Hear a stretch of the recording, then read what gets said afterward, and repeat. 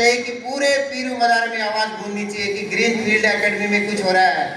भारत माता की, भारत माता की, भारत माता की, वंदे वंदे वंदे। मंच पे विराजमान ग्रीन फील्ड एकेडमी के एमडी श्रीमान Shishupal Singh Rawat ji, green field academy के प्रिंसिपल श्रीमती कंचन बिष्ट जी, गढ़वाल गौरव पूर्व सैनिक कल्याण समिति के अध्यक्ष श्रीमान सूबेदार मेजर आनंद सिंह नेगी साहब,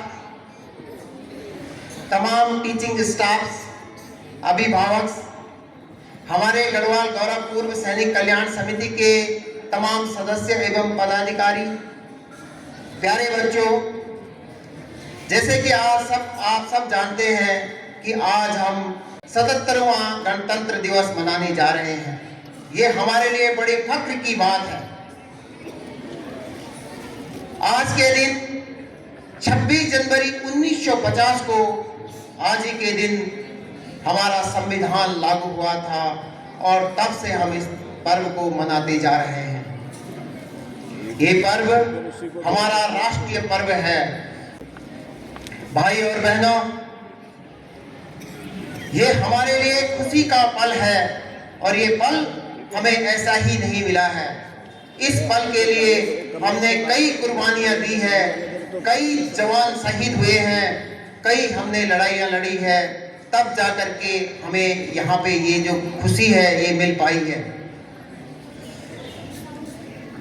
इस आजादी को पाने के लिए हमने कई युद्ध लड़े हैं, जिनमें कि 1947 में भारत पाकिस्तान युद्ध, 1962 में भारत और चाइना का युद्ध, 1965 में भारत और पाकिस्तान का युद्ध, 1999 में कारगिल युद्ध।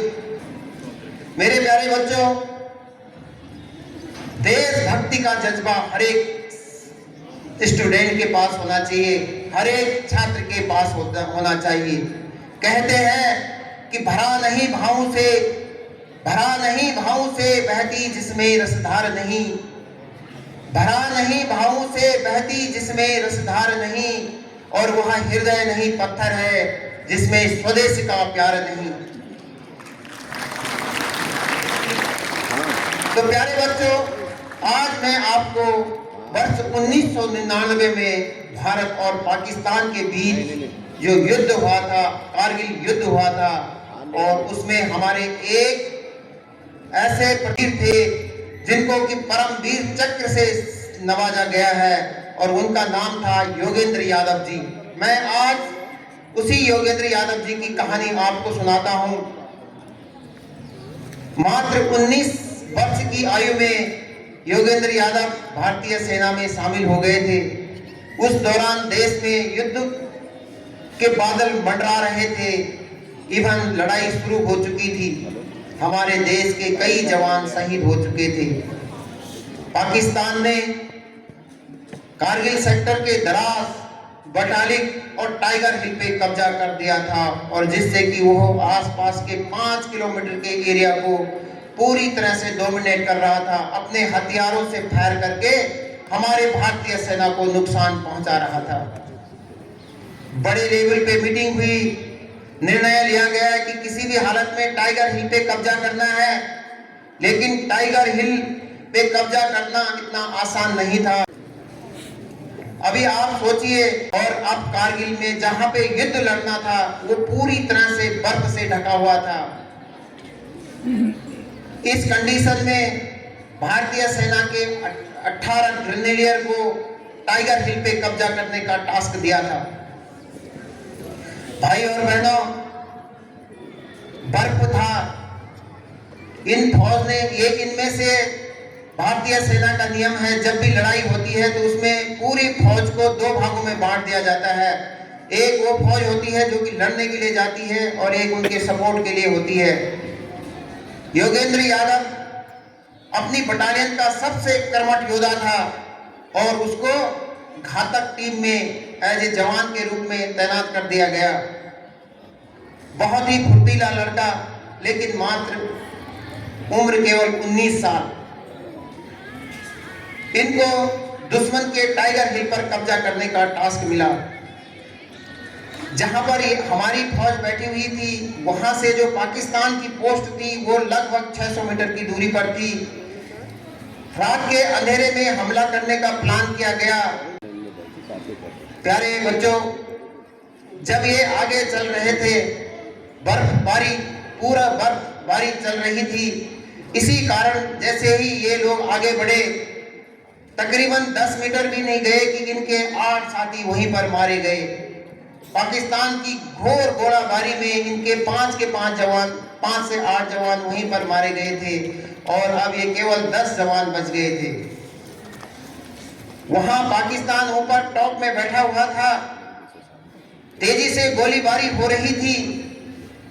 चारों तरफ से लाश बिछ रहे थे। हमारे जो 15-17 जवान जा रहे थे, उनमें से 8 जवान वहीं पर डेथ हो गए थे। अब ऐसी कंडीशन में आप देखिए, जहां पर आपके सामने लाशों का अंबार बैठा हुआ हो और फिर आपने टाइगर हिल पर कब्जा के लिए जाना है। कितनी विषम परिस्थितियां रही होगी वहां पे। बच्चों, परमवीर चक्र भारतीय सेना का सबसे बड़ा सम्मान होता है, वीरता का सबसे बड़ा पदक होता है और ये परमवीर चक्र वही जी सकता है जो अदम्य साहस का परिचय देता है। इसके बाद जब 10 आदमी बचे हुए थे, ये थोड़ा आगे बढ़े। जैसे ही आगे बढ़े तो दुश्मन की तरफ से भीषण गोलाबारी शुरू हो गई थी और इसमें 5 जवान और शहीद हो गए थे। जो हमारे 15 जवान थे, उनमें से केवल 5 जवान बचे हुए थे और बाकी सब के सब वहीं पर ढेर हो गए थे। इस कंडीशन में जब इन जवानों को आगे बढ़ने का मौका मिला तो पाकिस्तान की तरफ से बहुत तेजी से गोलीबारी हुई और इसमें 2 जवान और मारे गए थे। तो केवल योगेंद्र यादव और उसके 2 साथी और बच गए थे। कुछ समय बाद पाकिस्तान की तरफ से गोलाबारी बंद हो गई। जैसे ही गोलाबारी बंद हो गई तो इन्होंने सोचा कि हमें थोड़ा आगे बढ़ना है। जैसे ही ये आगे बढ़े, उसके बाद दुश्मन की तरफ से एक ग्रेनेड फेंका गया और जिसमें कि 2 जो जवान और थे वो भी वहां पे मारे गए। योगेंद्र यादव की गोली लगी और वो भी पूरी तरह से घायल हो गया। बाल बचे हुए। ऐसे कंडीशन में सिर्फ एक अकेला और उसके सामने 15-16 लोगों की लाशें, अपने दोस्तों की लाशें वहां पे पड़ी हुई थी, खून से लथपथ। इस कंडीशन में योगेंद्र यादव ने सोचा कि मुझे किसी भी तरह से दुश्मन को मारना है। इस दौरान जब हमारी चारों तरफ लाशें पड़ी हुई थी, योगेंद्र यादव केवल अकेला बचा हुआ था, उसको भी गोली लगी हुई थी। पाकिस्तान के एक कैप्टन और 5 जवान आए और उन्होंने हमारे जवानों के छाती में पांव रख करके गोली मारना शुरू कर दिया। ये गोली उन्होंने इसलिए मारी क्योंकि उनको यकीन था कि इनमें से कोई जिंदा होगा और उनमें से 2 गोली योगेंद्र यादव के पांव पे भी लगी। आप सोचिए, चेहरा कटा हुआ, छाती फटी हुई, दोनों पांव पे गोली और उसके बाद भी वो आदमी जिंदा बचा। फिर योगेंद्र यादव ने सोचा कि अब जान तो जानी है, लेकिन क्यों ना एक को मार के 1-2 को मारा जाए। फिर उसने अपने जेब से बड़ी मुश्किल से, हमारे पास ग्रेनेड होता है एक, वो ग्रेनेड निकाला और दुश्मन का जो जवान हमारे भारतीय सेना के जवानों पे छाती पे पांव रख करके गोली मार रहा था, उसके पीछे उसमें ग्रेनेड डाल दिया। जब ग्रेनेड का धमाका हुआ तो उसके बाद पाकिस्तान का जो जवान गोली मारा था वो भी मरा और 1-2 जवान और मर गए। इस कंडीशन में एक बार जोरदार तालियां। कहते हैं कि जागो राखे साइयां, मार सके न कोई। दोस्तों और बच्चों, ये हमारी माँ है, ये हमारी धरती है। जब तक हमारी धरती चाहेगी नहीं, तब तक वो आदमी जिंदा रहता है, क्योंकि हमारी एक माँ वो माँ होती है जिसने हमें जन्म दिया है और दूसरी माँ वो होती है ये जो हमारी धरती माँ है। हमें अपनी माँ से भी ज्यादा इस धरती माँ की रक्षा करना चाहिए। योगेंद्र यादव ने 2 पाकिस्तानियों को मार दिया और उसके बाद वहां पे पाकिस्तान की फौज में भगदड़ पैदा हो गई। कुछ समय बाद दुश्मन के 15 से 20 जवान और आते हैं और हमारे जितने भी मरे हुए सैनिक हैं उन पर गोलीबारी शुरू कर देते हैं और उनमें से 2 गोली योगेंद्र यादव को और लग जाती है। आप लगाइए, एक व्यक्ति को जिसको कि 7 से 8 गोलियां लग चुकी थी, हाथ पूरी तरह से टूट चुका था, उसके बाद वो पूरी तरह से असहाय पड़ गया था। लेकिन ये धरती माँ है, ये वीर सपूत को जन्म देती है तो उसकी रक्षा भी करती है। इस कंडीशन में योगेंद्र यादव के आंखें बंद हो चुके थे, खून पूरी तरह से निकलता जा रहा था और पाकिस्तान के 2 आर्मी फौजी और आए और योगेंद्र के छाती पे गोली मार दी। लेकिन वक्त की नजाकत समझते हैं, भारत माँ की ताकत समझिए, इस धरती की ताकत समझिए कि वो जो गोली थी योगेंद्र यादव के जेब में 10 रुपए का एक सिक्का पड़ा हुआ था और वो गोली सिक्के पे लगी और वहां से गोली रिकोचित होकर के जमीन पे टकरा गई। इस कंडीशन में योगेंद्र यादव पूरी तरह से टूट चुका था, लेकिन दिल में जज्बा था कि मुझे भारत माँ के लिए काम करना है, मुझे अपने देश की रक्षा करनी है, मुझे अपने सीमाओं की रक्षा करनी है। भाई और बहनों, ऐसी परिस्थिति में जब आपके चारों तरफ खून ही खून बह रहा हो, लाशें पड़ी हुई हो, उस दौरान एक जज्बा काम आता है, उस दौरान अपना भगवान याद आता है और ये भारत माँ हमारी रक्षा करती है। गोली लगने के बाद जब पाकिस्तानियों को यकीन हो गया कि ये मर चुके हैं, सभी के सभी मर चुके हैं, तो वो वहाँ से निकल चुके थे, थोड़ा आगे बढ़ गए थे। इसी का फायदा उठाकर योगेंद्र यादव थोड़ा सा खिसका, लेकिन हाथ पे क्योंकि गोलियां लग चुकी थी, हाथ नहीं उठा पाया। उसने अपने हाथ से अपनी खुकरी निकाली और हाथ को काटना चाहा, लेकिन हाथ से दूसरे हाथ से खुकरी भी नहीं उठ पाई। उसके बाद उन्होंने ये हाथ को उठाया और अपने पीछे कंधे में रखा और लुटकते लुटकते जो है नीचे की तरफ चले गए। जब वहां पे गए तो कहते हैं कि जब भगवान को जिंदा रखना होता है, जब भारत माँ को अपने संतान की रक्षा करनी होती है तो किसी भी तरह से वो रक्षा हो जाती है। और अब धीरे धीरे योगेंद्र यादव लुढ़कते लुढ़कते ऐसे जगह पे पहुंच गए जहां पे उनके जवान, हमारे जवान थे। इस दौरान पाकिस्तानियों ने दिया था और योगेंद्र यादव जब नीचे गया, तकरीबन आप मान के चलिए बर्फ में 100 मीटर नीचे लुढ़कते लुढ़कते 100 मीटर नीचे गया। बर्फ से खून, शरीर बिल्कुल खत्म हो चुका था, पर सिर्फ एक आस थी कि मुझे अपने देश की रक्षा करनी है।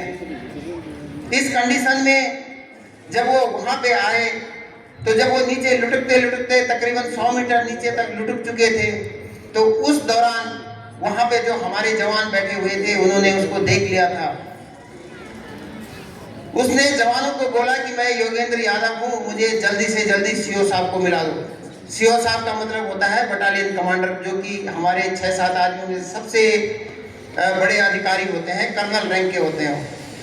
तो बड़ी मुश्किल से जब वहां तक उनको पहुंचाया गया तो उसके बाद उसने सिर्फ एक ही शब्द बोला कि सर पोस्ट खाली है, अभी पाकिस्तानी मारे जा चुके हैं, आप वहां पे जल्दी से जल्दी फौज को ले जाओ और उस पर कब्जा करो। और दोस्तों, इतनी ही खबर से 18 ग्रेनेडियर के सीओ ने अपनी प्लानिंग बनाई और टाइगर हिल पे कब्जा कर दिया। और जब टाइगर हिल पे कब्जा कर दिया तो पूरी की पूरी लड़ाई हमारे भारतीय सेना ने जीत दी है। एक बार जरा बोलेंगे भारत माता की, भारत माता की। तो दोस्तों, इसके बाद योगेंद्र यादव बेहोश हो चुके थे। उसके बाद उनको हेलीकॉप्टर से श्रीनगर बेस हॉस्पिटल लाया गया और उसके बाद उनको आप लोग अपनी मीटिंग करोगे? दिल्ली बेस हॉस्पिटल में, दिल्ली आरआर हॉस्पिटल रिफर कर दिया गया। और इसके बाद उनको भारतीय सेना के द्वारा परमवीर चक्र जो है सम्मानित किया गया। और आज भी वो जिंदे हैं और अभी भी ऑनरी कैप्टन के रैंक से जो है रिटायरमेंट गए हैं। उधर से तो एक बार अपने इन वीर सपूतों के लिए जोरदार तालियां। तो दोस्तों, ये थी कहानी एक वीर की जिनको कि परमवीर चक्र मिला है। अब मैं ज्यादा न कहते हुए एक बार पुनः ग्रीनफील्ड एकेडमी के एमडी, मैनेजिंग डायरेक्टर और तमाम अभिभावकों का और टीचिंग स्टाफ का बहुत बहुत शुक्रिया अदा करता हूं कि आप लोगों ने इस पावन पर्व पर हमारे को यहाँ पे बुलाया, हमारे को सम्मानित किया। इसके लिए मैं तमाम संगठन के तमाम सदस्यों की तरफ से आपका बहुत बहुत आभारी हूँ। बहुत बहुत धन्यवाद। Thank you.